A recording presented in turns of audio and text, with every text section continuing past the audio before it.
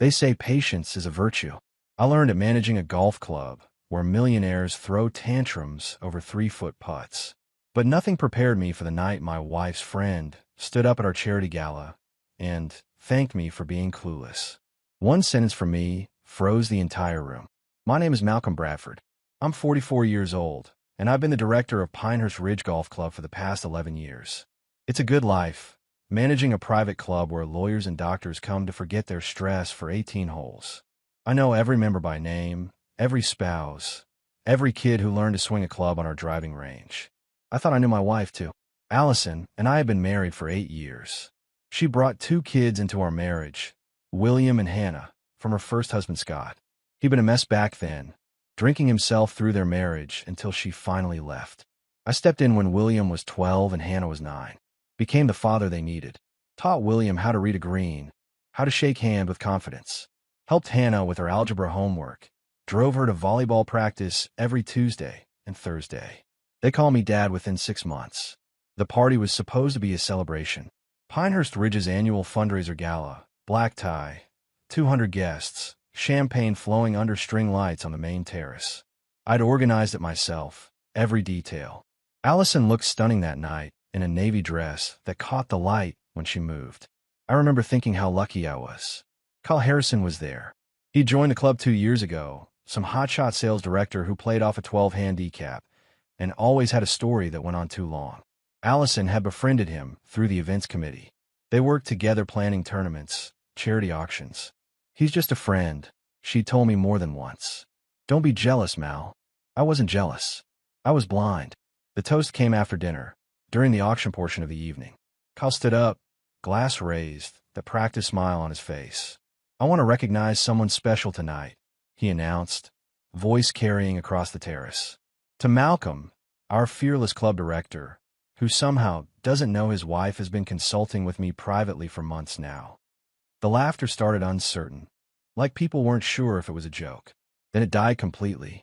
You could hear the fountain behind us, water trickling over stone. Someone's fork clinked against china. Allison's face went white. I didn't yell, didn't throw a punch.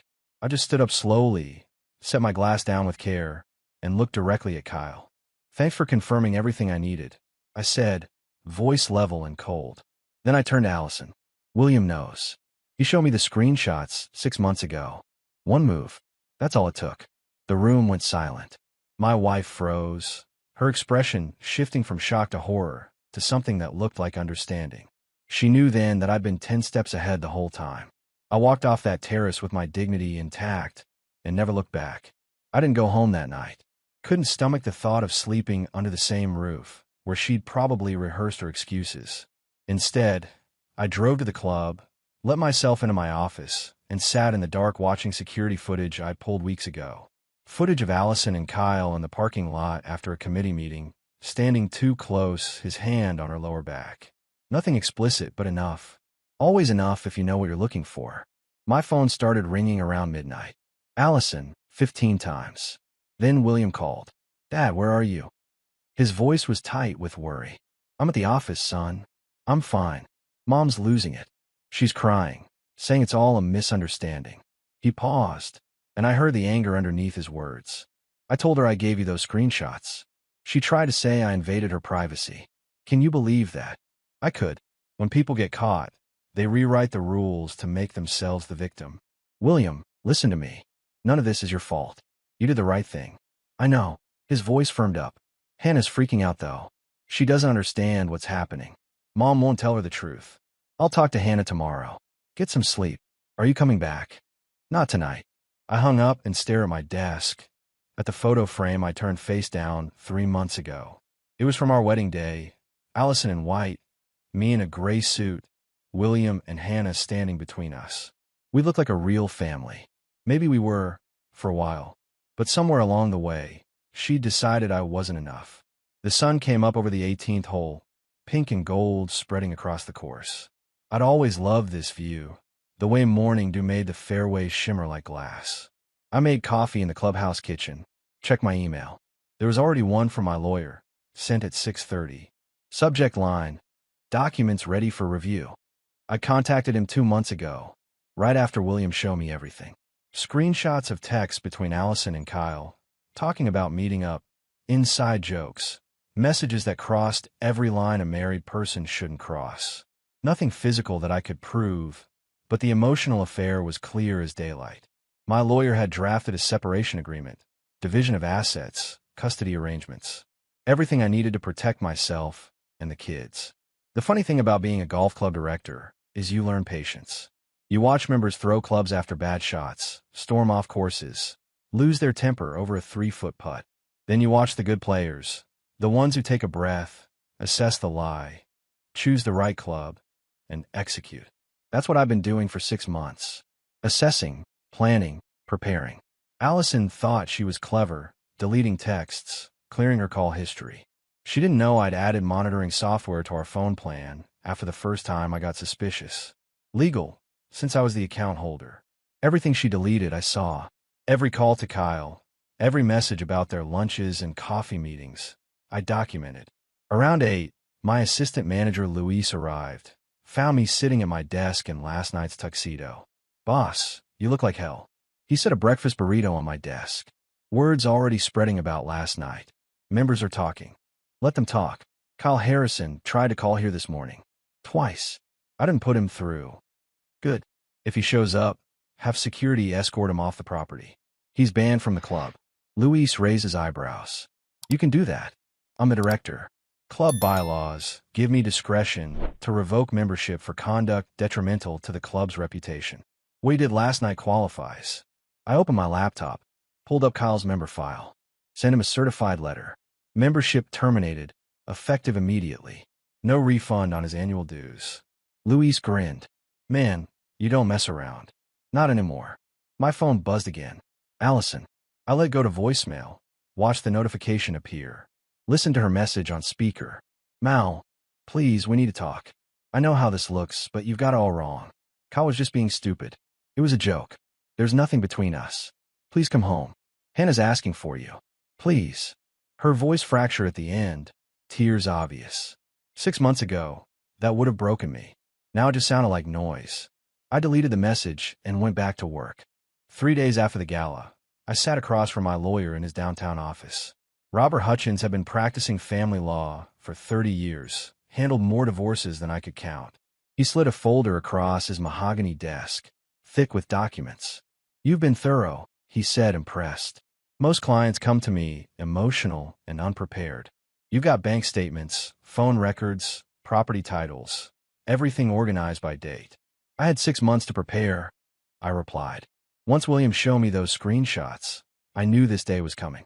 Robert flipped through the prenuptial agreement Allison and I had signed 8 years ago.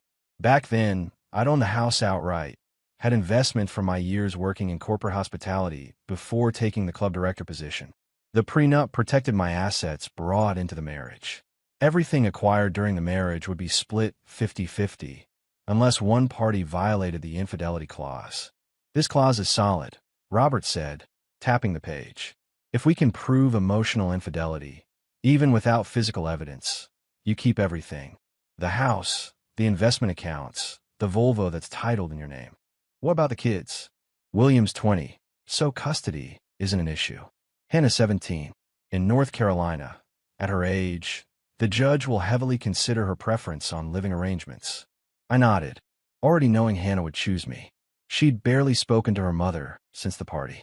Allison had tried explaining it away as a misunderstanding, but Hannah wasn't stupid. She'd seen her mother's face when I mentioned the screenshots. There's something else, Robert continued. The adoption petition you filed 4 months ago for the child from Texas. My chest tightened. Mia, 8 years old, brown eyes, gap-toothed smile in every photo the agency sent. I'd been writing to her for months, sending drawings and books, planning how we'd convert the guest room into her bedroom. The agency suspended the application when they learned about the separation, Robert said gently. State law requires stable family environment for out-of-state adoptions. Until your divorce is finalized and you can prove stable housing and income as a single parent, the petition's on hold. I sat back, feeling something twist in my gut. Mia had already been waiting 3 years in the foster system. Now she'd wait longer because Allison couldn't keep her marriage vows. How long until finalization? If she doesn't contest, 6 to 8 months. If she fights, could be a year, maybe longer. She'll contest, I said quietly. Not because she wants to stay married, but because her pride won't let her lose. Robert nodded, unsurprised. Then we prepare for battle. That afternoon, I drove to the house while Allison was at work. William had texted me that the coast was clear. I needed to pack clothes, documents, personal items. The plan was to stay at an extended stay hotel near the club until I found an apartment. Hannah was home, supposedly at school, but sitting in the kitchen with red eyes and a mug of tea. Dad. She stood up fast, came over and hugged me hard. Hey, baby girl. I held her, felt her shaking slightly. You okay? No. She pulled back, wiped her eyes. Mom keeps trying to talk to me, but I can't even look at her. She did this. She ruined everything. Hannah, listen to me. What happened between your mom and me, that's between adults. You don't have to choose sides. But I do choose. Her voice was firm, older than 17. I choose you. You're the one who showed up. You're the one who actually wanted to be here. Those words hit me harder than any golf ball to the ribs. I pulled her close again, kissed the top of her head. I'm getting an apartment, I said. 2 bedrooms. One for you, whenever you want it. I want it now. I want to move in with you. Let's wait until things settle legally. Okay? But I promise, you'll have a place with me. She nodded against my chest. What about Mia? So she knew. Of course she knew. We told both kids about the adoption plans, had them pick out stuffed animals to send her. On hold for now, but I'm not giving up on her. Good. Hannah stepped back, fierce determination in her eyes. She deserves a real family. And so do you. I packed 2 suitcases of clothes, grabbed my laptop, and important files from the home office. Before leaving, I stopped in the living room, looked at the family photos on the mantel. One from our wedding, another from Hannah's 16th birthday, William's high school graduation. All of them smiling. All of them lies built on a foundation that was already splitting. I left the photos where they were and walked out. Word spread fast in a community like ours. Pinehurst Ridge wasn't just a golf club. It was a social hub where everyone knew everyone's business. By the end of the week, my phone was full of messages. Some supportive, some fishing for gossip, some awkwardly pretending nothing had happened. The most unexpected call came from Scott Daniels. Malcolm, it's Scott. William gave me your number.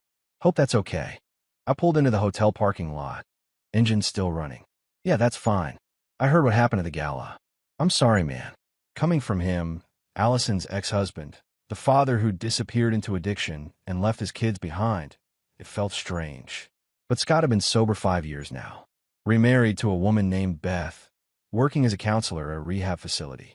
William had reconnected with him 2 years ago, cautiously at first, then more openly. Thanks, I said carefully. Look, I know I don't have the right to say this, but you've been more of a father to my kids than I ever was. William talks about you all the time. The way you showed up, the way you actually gave a damn. That matters. My throat felt tight. They're good kids. Easy to show up for. No, they're good kids because you made them feel worth showing up for. He paused. I failed them. I failed Allison. Lost years I can't get back. But you gave them stability when I couldn't. Whatever happens with this divorce, those kids know who their real father is. After we hung up, I sat in the parking lot for a long time, processing that conversation. Scott Daniels, the ghost of Allison's past, had become a better man than I'd given him credit for. Meanwhile, I was living in a hotel room with 2 suitcases and a marriage that had imploded. The next blow came 3 days later. I was in my office reviewing membership applications when Luis knocked on the door, his expression grim. Boss, we got a problem. Allison's here, in the parking lot, with Kyle. I stood up, every muscle tensing. What? They're arguing. Loud. Members are noticing. I walked out to the main entrance, saw them by Kyle's Mercedes. Allison was gesturing wildly, mascara smudged, her voice carrying across the asphalt. Kyle had his hands up, defensive, backing away. You said it was just flirting. Allison shouted. You said it didn't mean anything. It didn't. Jesus, Allison, you're the one who kept texting me. Several members had stopped, pretending to check their golf bags while obviously listening. This was a disaster. I walked out, my presence stopping them both mid-sentence. Allison, you need to leave. Now. She turned to me, eyes wild. Mal, please, we need to talk. He lied to me. He made it seem like it was nothing, but now everyone thinks I'm some kind of... You made your choice, I said, voice level. Now live with it. Kyle stepped forward. Look, man, this got out of hand. I didn't mean for things to blow up like this. It was just... Save it. I turned to Luis, who'd followed me out. Call security. Get them both off the property. Mal, please. Allison grabbed my arm. I gently removed her hand. Step back. You're not a member here, Allison. You have no reason to be on club grounds. If you want to talk, go through my lawyer. Her face shifted from pleading to anger. You're really going to do this? Throw away 8 years over a misunderstanding. You threw them away the first time you texted him something you wouldn't show me. Security arrived. 2 guys I'd hire personally. They escorted both Allison and Kyle to their vehicles. Members watched, whispered. By tomorrow, everyone in town would know. I went back inside, closed my office door, and sat at my desk. My hands were shaking, adrenaline dumping through my system. I just humiliated my wife in public, banned her from a place she considered her second home. But I'd also drawn a line. No more negotiations, no more chances, no more pretending. The Volvo XC60 disappearing from the driveway was Allison's first real wake-up call. I'd had it towed to a secure lot on a Wednesday morning while she was at work. Legally mine, title in my name through the club's business lease program. She'd driven it for 3 years, thinking it was hers. Her lawyer called my lawyer within an hour. Your client is being unnecessarily vindictive, James Pritchard said, according to Robert. Taking her vehicle strands her without transportation. My client is reclaiming property that belongs to him, Robert replied. She can purchase her own vehicle. That same week, I discovered something interesting while reviewing our joint bank statements. The account showed regular transfers to an account I didn't recognize. Small amounts, $50 or $75 every week for the past 8 months. I called the bank, provided my identification as joint account holder, got the routing information. The transfers went to Kyle Harrison. I sat in my hotel room staring at the statements, doing the math. Nearly $2,500 over 8 months. Why was my wife sending money to a man who owned a luxury car dealership and lived in a $500,000 house? Robert filed a motion for a full financial disclosure the next day. If Allison was hiding assets or funneling marital funds somewhere inappropriate, the judge needed to know. The discovery hit Allison hard. Her lawyer called, requesting an emergency meeting. We met at Robert's office on a Friday afternoon. Allison sat across from me, James Pritchard beside her, looking more defeated than angry. The money was a loan, Allison said quietly. Kyle had cash flow problems last year. His dealership was struggling. I was trying to help. With our money, I said flatly. Without telling me. I knew you'd say no. You're right. I would have said no to giving our savings to the man you were having an emotional affair with. James interjected. There's no evidence of physical infidelity, Malcolm. These transfers, while inappropriate, don't constitute. Don't. I cut him off, my voice sharp. Don't insult my intelligence by pretending this was innocent. She was financially supporting another man while lying to her husband. That's betrayal, whether they slept together or not. Robert slid a document across the table. We're requesting full reimbursement of transferred funds, plus reallocation of retirement accounts per the prenuptial infidelity clause. Allison's face went pale. Mal, please. If you take everything, I'll have nothing. I can't afford an apartment on my salary alone. You should have thought about that before you chose Kyle over me. I didn't choose him. It was never like that. He was just someone who listened, who made me feel interesting again. You were always at the club, always working, always providing. I finished. Always making sure the bills were paid, the house was maintained, the kids had what they needed. That's what husbands do, Allison. We show up. We work. We don't get to check out because we're bored. She flinched at that, tears starting. I felt nothing. 6 months ago, those tears would have broken me. Now they were just water. The meeting ended with Robert presenting our terms. Full house ownership to me. Division of retirement account in my favor due to infidelity clause. Return of all transferred funds from Kyle Harrison. And shared custody of Hannah, with primary placement with me per Hannah's stated preference. This is excessive, James protested. This is consequence, Robert replied. Walking to my car afterward, I felt the weight of it. I wasn't being cruel for cruelty's sake. But I also wasn't going to let Allison walk away unscathed while I picked up the pieces alone. She'd made choices. Now she'd live with them. My phone buzzed. Text from Hannah. Mom came to school at lunch crying. Everyone's staring. Can you pick me up early? I texted back immediately. On my way. Driving to the school, I realized this was collateral damage I couldn't prevent. Hannah was old enough to understand what happened, but that didn't make it easier to watch her mother fall apart publicly. I pulled into the parking lot, found Hannah sitting on a bench outside the main office, backpack beside her. She got in the car without a word, stared straight ahead. You okay? I asked. She showed up crying about how you're taking everything, how she'll be homeless, how I need to come home and support her. Hannah's voice was tight with anger. In front of my friends, Dad. In front of everyone. I'm sorry, baby girl.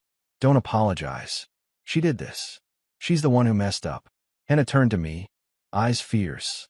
I told her I'm staying with you, that she needs to figure out her own life instead of trying to guilt-trip me into fixing it. At 17, my stepdaughter had more backbone than most adults. I reached over, squeezed her hand. Proud of you, Hannah. Can we get ice cream? Absolutely. We drove to the local parlor, ordered ridiculous sundaes we didn't need, and sat outside in the February cold pretending everything was normal. Sometimes that's all you can do. 3 weeks into living at the hotel, I got an invitation I'd forgotten about.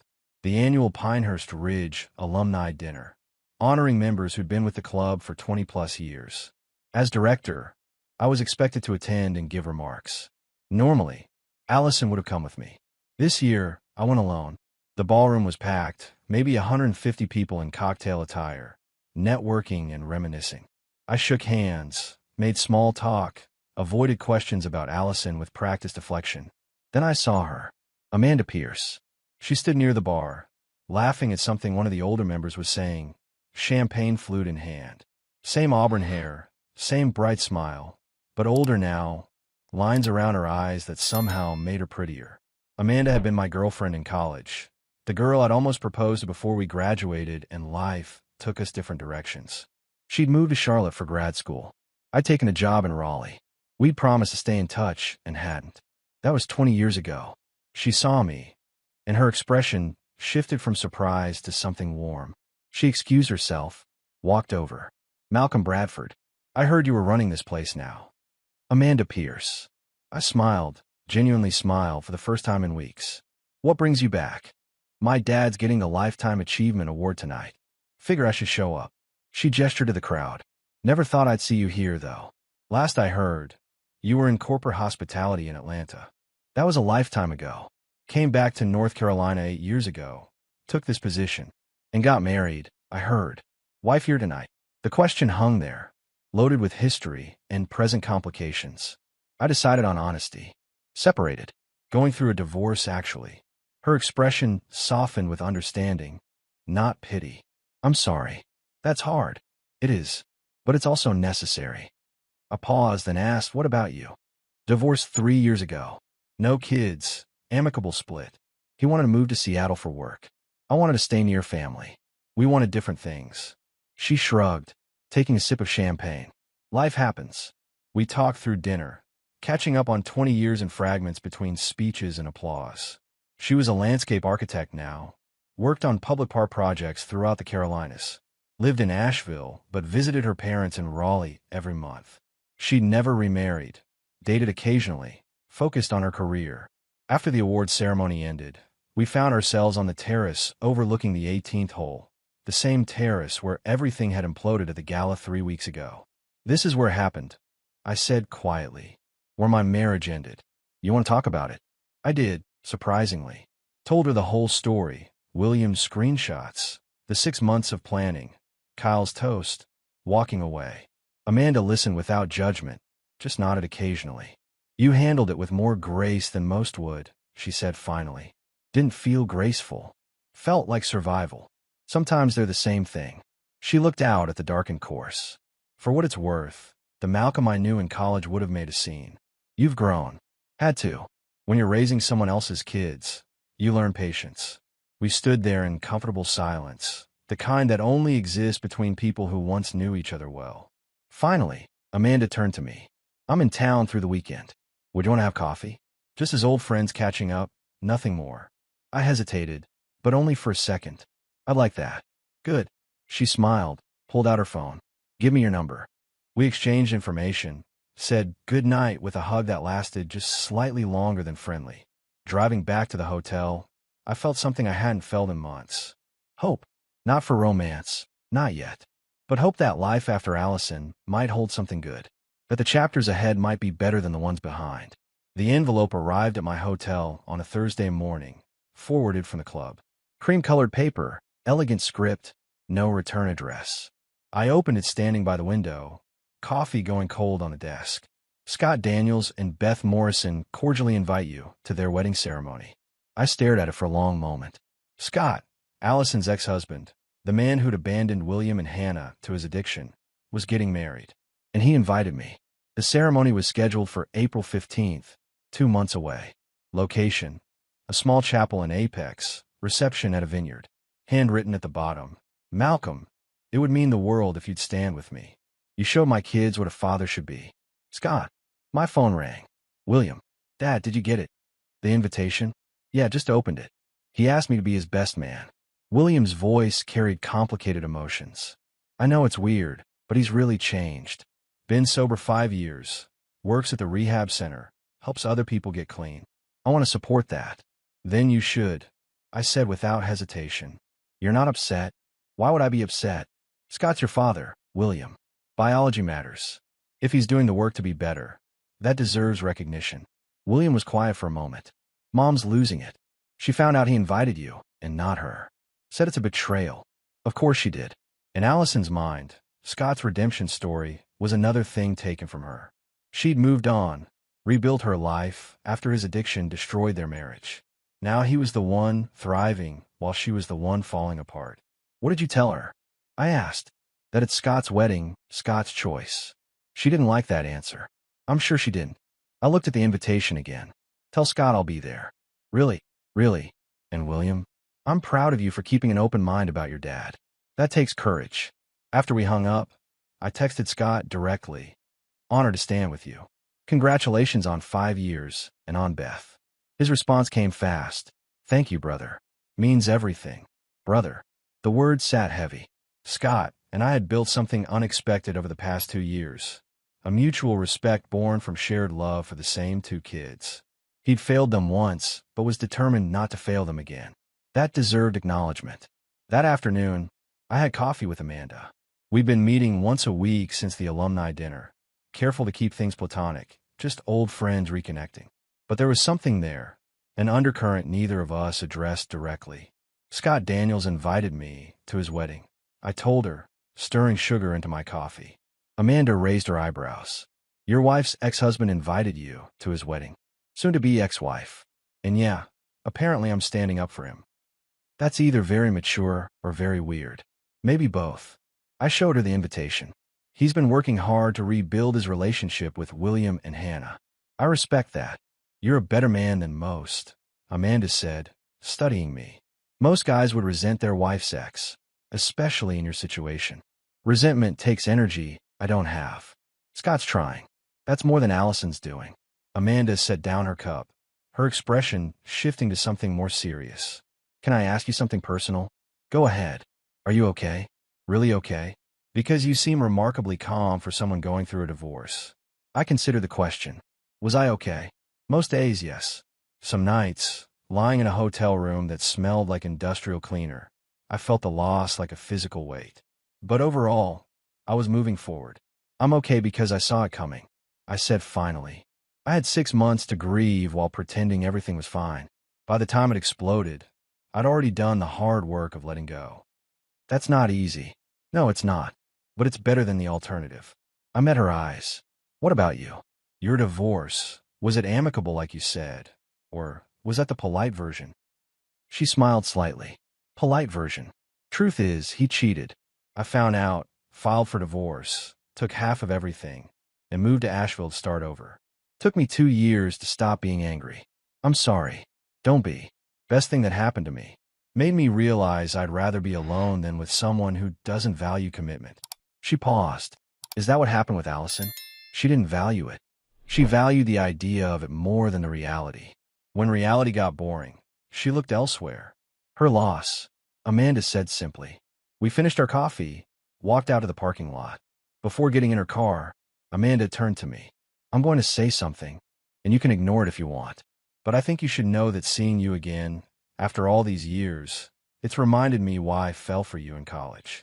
You're steady, Malcolm. You show up. That's rare. My heart did something complicated. Amanda, I'm not asking for anything. She interrupted gently. You're still married, still processing.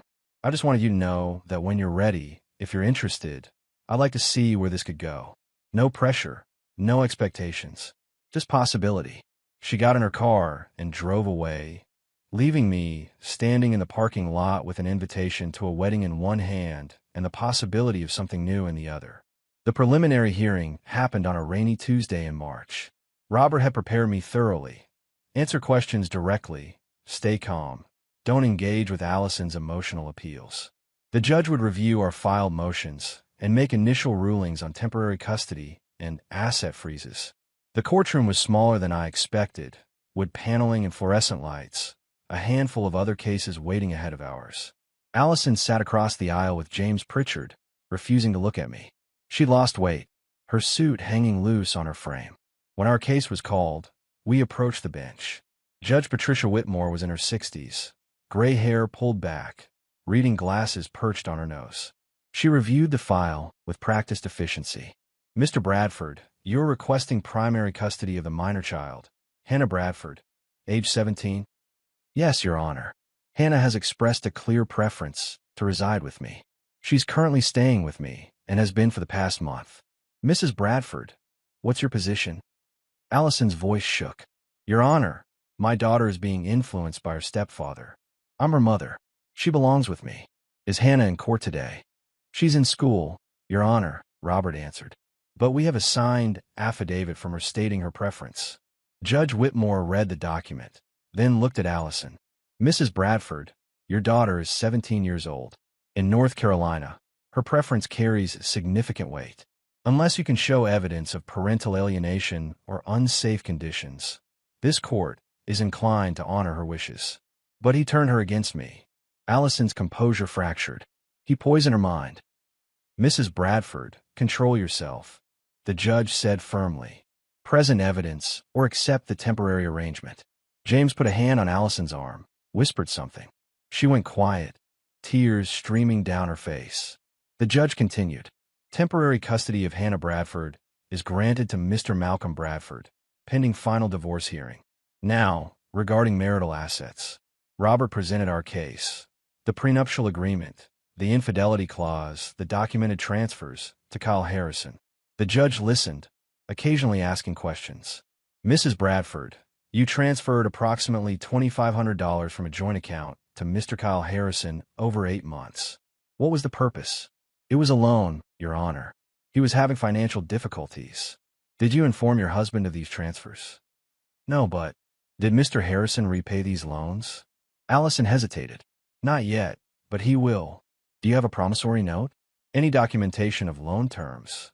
No, Your Honor. It was between friends. Judge Whitmore removed her glasses, looked at Allison with something like pity. Mrs. Bradford, transferring marital funds without spousal knowledge or consent is problematic. Combined with evidence of emotional infidelity, this court finds grounds to enforce the prenuptial infidelity clause. Your Honor, please. The marital home will remain in Mr. Bradford's sole possession. Retirement accounts will be divided 70-30 in Mr. Bradford's favor.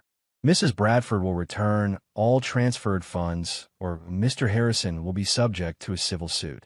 Vehicle titled to Mr. Bradford remains his property. Allison was openly sobbing now. James tried to comfort her, but she pushed him away.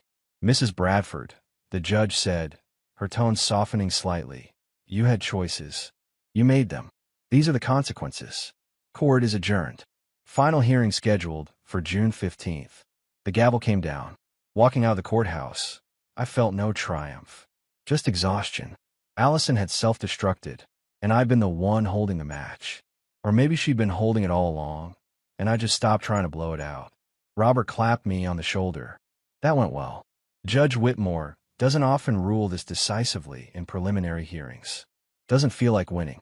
That's because you're a decent person, Malcolm. But decent doesn't mean doormat. You protected yourself and your daughter. That's what fathers do.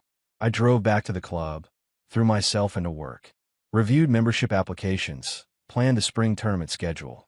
Anything to avoid thinking about Allison's face in that courtroom. My phone buzzed around 4. Text from Amanda. How'd it go? Better than expected. Temporary custody granted. Assets mostly secured. Want company for dinner? No expectations, just friendly support. I hesitated, then typed. I'd like that. Luigi's at 7. See you there. Maybe Robert was right. Maybe protecting myself didn't make me cruel. Maybe it just made me smart enough to know when to walk away from fire. Scott's wedding was everything Allison's and mine hadn't been. Small, intimate, honest. 40 people in a chapel overlooking a vineyard. Beth in a simple cream dress, Scott in a navy suit. Both of them glowing with hard-won happiness. I stood beside William at the altar, watching Scott recite vows he'd written himself. I promised to show up. Every single day, even when it's hard. Especially when it's hard. I promise to choose you, choose us, choose the life we're building together. The words hit differently when you'd watch someone fail at those promises, then fight like hell to become someone who could keep them. At the reception, Scott pulled me aside. Thank you for being here, for standing up there. I know it's complicated. It's not complicated, I said honestly. You're a good man now. That's what matters. I wasn't always. You filled in the gaps I left. Raised my kids when I couldn't. His voice got thick. I'll never stop being grateful for that. We stood there, 2 men who loved the same children, who'd both been married to the same woman, who'd found unexpected brotherhood in the wreckage. They're great kids, I said. Easy to love. Later, dancing with Amanda who'd come as my date, I caught William watching us from across the room. He smiled, gave me a thumbs up. Hannah was beside him, laughing at something Beth's niece had said. They looked happy. That was enough. You thinking about your own wedding? Amanda teased. Divorce isn't even final yet. One step at a time. Fair enough. She rested her head on my shoulder. But when you're ready, I'm not going anywhere. 3 weeks later, the final divorce hearing happened with minimal drama. Allison didn't contest the terms. Judge Whitmore signed the papers, and, just like that, 8 years dissolved into legal documents. Walking out of the courthouse, I checked my phone. Email from the adoption agency in Texas. Subject: application reinstated. My hand shook opening it. With the divorce finalized and proof of stable income and housing, my application for Mia had been moved back to active status. Estimated timeline: 3 to 4 months. I sat in my car and cried. Not from sadness, but relief. Mia would have her family after all. December came with cold rain and the busiest season at Pinehurst Ridge. I moved into a house in October, 3 bedrooms, small yard, room for everyone. Hannah had her own space, decorated exactly how she wanted. The 3rd bedroom sat waiting, painted yellow, stuffed animals lined up on shelves. Mia arrived on a Tuesday. The social worker brought her to the house at 3 o'clock, this tiny 8-year-old with dark braids and enormous eyes clutching a worn teddy bear. She looked terrified. Hi, Mia, I said, crouching down to her level. I'm Malcolm. I've been writing to you. She nodded, didn't speak. This is your sister Hannah, I continued. Hannah waved, smiling gently. And this is Amanda. She's been helping me get your room ready. Want to see it? Hannah asked. Mia nodded again. Hannah took her hand, led her inside. I watched them disappear down the hallway. Heard Hannah's excited voice explaining where everything was. Amanda squeezed my shoulder. You did it. We did it. The social worker handed me paperwork, explained the trial placement period, scheduled follow-up visits. I barely heard her, too focused on the sound of Mia's small voice finally speaking, asking Hannah about the stuffed elephant on the bed. That night, after Mia was asleep in her new room, I sat on the back porch with Amanda. She'd been around more and more over the past months, carefully building relationships with Hannah and now Mia. Nothing rushed, nothing forced, just steady presence. Think she'll adjust okay? Amanda asked. She will. Kids are resilient. I took her hand. Thank you for being here. For all of this. Where else would I be? A car pulled up front. William, home from college for winter break. He came around back, grinned when he saw us. She here. Asleep upstairs. Yellow room. Can I peek in? Go ahead. Quietly. He went inside. I heard his footsteps on the stairs, the soft creak of Mia's door opening, closing. When he came back out, his eyes were wet. She looked so small in that big bed. She'll grow into it. William sat on the porch steps, looked out at the yard. You know, when Mom destroyed everything, I thought our family was over. But we're not over. We're just different. Better, maybe. Definitely better. Hannah called from the doorway. She'd been listening. We chose each other. That counts more than biology. She was right. This family, built from broken pieces and second chances, held together by choice and commitment, was stronger than anything biology could create. My phone buzzed.